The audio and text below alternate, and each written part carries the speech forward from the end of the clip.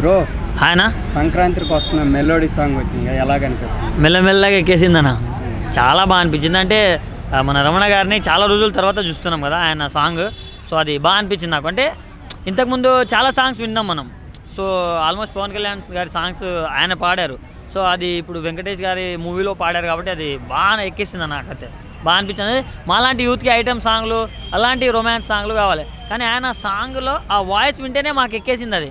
అంటే ఈ అమ్మ ఐటమ్ సాంగ్లు ఇవన్నీ పక్కన పడేయండి, ఈ సాంగ్ బాగుందని నేను మళ్ళీ పెట్టేసుకున్నా దాన్ని లూప్లో. ఐశ్వర్య రాయ్తో ఇంతకుముందు మనం ఎక్కువ డ్యాన్స్ కానీ అంత ఫ్యామిలీ రొమాంటిక్ ఇంతవరకు చూడలేదు. ఈ సాంగ్లో ఎలా కనిపించింది? బాగా అనిపించింది అన్న. ఎందుకంటే ఇప్పుడు కొత్తగా వచ్చే వాళ్ళు, కొత్తగా చేసే వాళ్ళని మనం ఎంకరేజ్ చేయాలన్న. అలాంటప్పుడు ఇలాంటి కొత్తవన్నీ వస్తుంటాయి. సో బాగుంది కాబట్టి నెక్స్ట్ ఇంకా మంచిగా ట్రై చేస్తారు వాళ్ళు. ఎన్ని సంవత్సరాలు అయింది ఎలాంటి సాంగ్ విని? అర్థం కాలే అన్న. అంటే చాలా లాంగ్ గ్యాప్ తర్వాత ఇలాంటి మంచి మెలోడీ.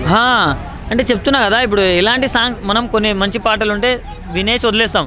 కానీ ఇలాంటి సాంగ్ని మళ్ళీ పెట్టుకొని వింటాం అన్న. అలాంటి సాంగే ఇది. మళ్ళీ చాలా రోజుల తర్వాత సంక్రాంతి బల్లో వెంకటేష్ వస్తున్నాడు, ఎలాగనిపిస్తుంది? సంక్రాంతి అంటే వెంకటేష్ అంటే సంక్రాంతి వస్తాడు, హిట్ కొడతాడు, రిపీట్ అంతే.